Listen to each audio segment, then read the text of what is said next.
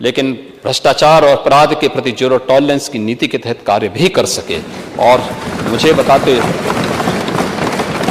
गौरव की अनुभूति हो रही है कि लगभग पिछले 6 वर्ष का यह कार्यकाल इन्हीं प्रतिबद्धताओं को ध्यान में रख करके हमने प्रस्तुत किया। मैं कल यहां पर नेता विरोधी दल के पूरे वक्तव्य को सुन रहा था और वह अपनी बात को कह रहे थे। मुझे आश्चर्य हो रहा था कि जब वो कह रहे थे तो उन्हें इस बात पे प्रसन्नता हो रही थी कि उत्तर प्रदेश के पैरामीटर को पिछले पायदान पर धकेलने पर उन्हें प्रसन्नता हो रही थी।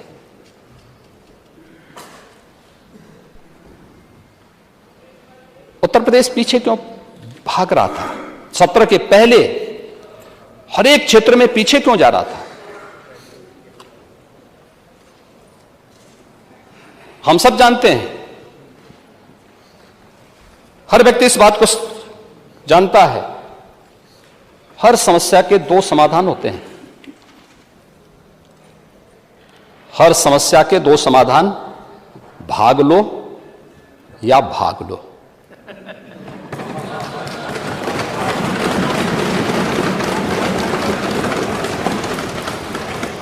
या तो उसे चुनौती के रूप में स्वीकार करते हुए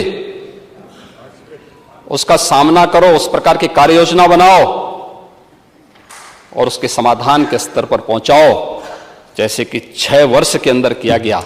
और दूसरा है, जैसे नेता प्रतिपक्ष की सीट खाली है, भाग लो।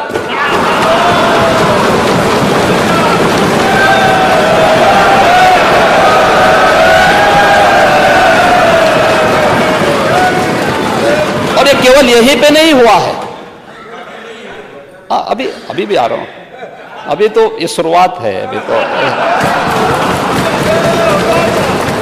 आप इतने बुजुर्ग, देखिए आपका भी सम्मान करते हैं और शिवपाल जी का भी करते हैं। देखिए उनको वहां सम्मान मिले ना मिले, हम तो करते ही सम्मान। अगर आप दावोस गए होते तो हो सकता है 50 लाख करोड़ का प्रस्ताव आता। उनको विश्वास हो गया ना कि प्रस्ताव आ रहे हैं।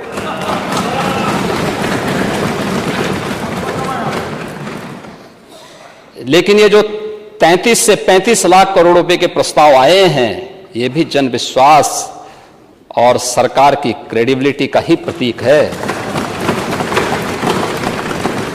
ये उसी का प्रतीक है। क्यों नहीं आता था 17 के पहले? और 2013 की उस वाकया को दुनिया थोड़े भूली होगी, जब कुंभ के बारे में एक प्रेजेंटेशन करने के लिए हार्वर्ड विश्वविद्यालय गए थे और चचा जान को जो है तलाशी से गुजरना पड़ा था। उसके बाद वो लोग विश्वविद्यालय ही नहीं पहुंच पाए। प्रदेश की क्या स्थिति हुई थी? हमने प्रदेश को कहां पहुंचाया था?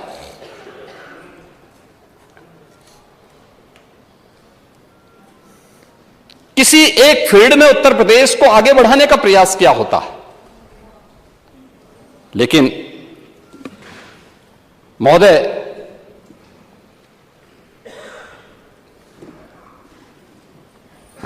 इस बजट में अगर आप देखेंगे तो हमने जनता से जो वायदे किए थे उन सबको भी उसमें समाहित किया है। 2022 के विधानसभा चुनाव के पहले लोक कल्याण संकल्प पत्र हमारी पार्टी ने जारी किया था और हमारी पार्टी ने जनता के सामने जो वायदे किए थे, कुल 130 संकल्प थे। अब आप लोग भी वैसे संकल्प जारी कर रहे हैं। पहले आप लोग अपना घोषणा पत्र घोषित करते थे, घोषणाएं बड़ी बड़ी होती थी, लेकिन वो कभी पूरी नहीं होती थी। जिन पैरामीटर्स पे कार्य होना था और उस पर कार्य करते समय 2017 के पहले की तस्वीर क्या है और 2017 के बाद की क्या स्थिति है, इस पर भी हम चर्चा करेंगे। और मुझे बताते हुए प्रसन्नता है, पूरे सदन को इस पर प्रसन्नता होनी चाहिए कि नीति आयोग के द्वारा जो पैरामीटर तय किए गए थे, देश के अंदर 112 जनपदों में जिन 10 जनपदों ने विकास की रफ्तार को सामान्य जनपदों की तर्ज पर आगे बढ़ाया है, 10 में से 5 उत्तर प्रदेश के जनपद थे, 5।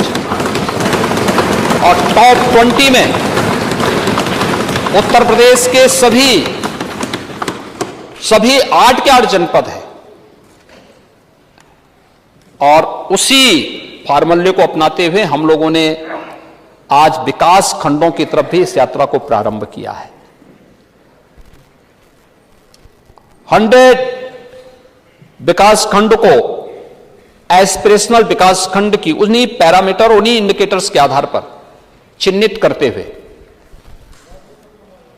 उनको विकास की प्रक्रिया के साथ जोड़ने की व्यवस्था। बजट में 100 नगर निकायों की भी घोषणा हुई है। हम सब जानते हैं पिछले 5 वर्ष के अंदर, 6 वर्ष के अंदर नगर निकायों की संख्या बढ़ी है। आज 762 नगर निकाय हैं। ये 762 नगर निकाय, इन 762 नगर निकायों में बहुत सारे ऐसे हैं जो ग्रामीण पृष्ठभूमि से अभी नए नए नगर निकाय बने हैं। हर व्यक्ति की अभिलाषा होती है कि नगरीय सुविधा का लाभ हमें भी मिले, और मिलना भी चाहिए। ये किसी भी सरकार की जिम्मेदारी बनती है कि वहां की जनता को उनका हक दे, उनका अधिकार दे, उनकी भावनाओं के अनुरूप वहां पे विकास की बुनियादी सुविधाओं को उपलब्ध करवाने का कार्य करे। और पहली बार 100 नगर निकाय को चिन्हित करने के लिए भी बजट की व्यवस्था की गई है, जिसमें हम लोग उनको चिन्हित करेंगे। स्मार्ट सिटी से अलग है, अमृत योजना का अलग है, पंडित दीनदयाल उपाध्याय नगरीय विकास की योजनाओं का अलग है। और ये 100 नगर निकाय वे होंगे जो अभी ग्रामीण पृष्ठभूमि से निकल करके आए हैं, लेकिन एक उनके मन में चाहत है कि मैं भी विकास की इस प्रक्रिया के साथ जुड़ सकूं।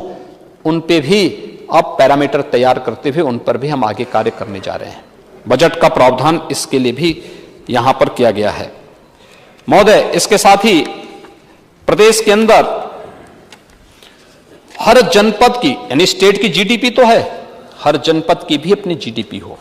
और मैं अभिनंदन करूंगा पूरे सदन का कि उसकी शुरुआत आप लोगों ने कर दी है। ग्लोबल इन्वेस्टर समिट के हर जनपद में आयोजन करके शुरुआत कर दी है कि विकास की चाहत हर जनपद की है और विकास हर जनपद का होना चाहिए। पहली बार हो रहा है उत्तर प्रदेश के अंदर, हर जिले के अंदर निवेश के प्रस्ताव आए हैं, हर जनपद के अंदर। एस्पिरेशनल विकास खंडों की अगर हम डाटा देखेंगे, अच्छे अच्छे व्यक्ति जो उत्तर प्रदेश का शुभचिंतक होगा, हृदय प्रफुल्लित होगा उसका,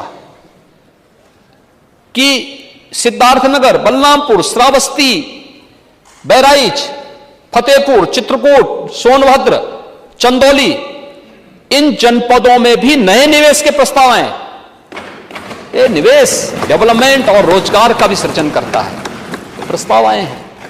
और ये जीडीपी के निर्माण की कार्रवाई की सेक्टोरियल और क्रॉस सेक्टोरियल बेस्ट प्रैक्टिसेस को भी एकत्रित किया जा रहा है, इसको आगे बढ़ाया जा रहा है।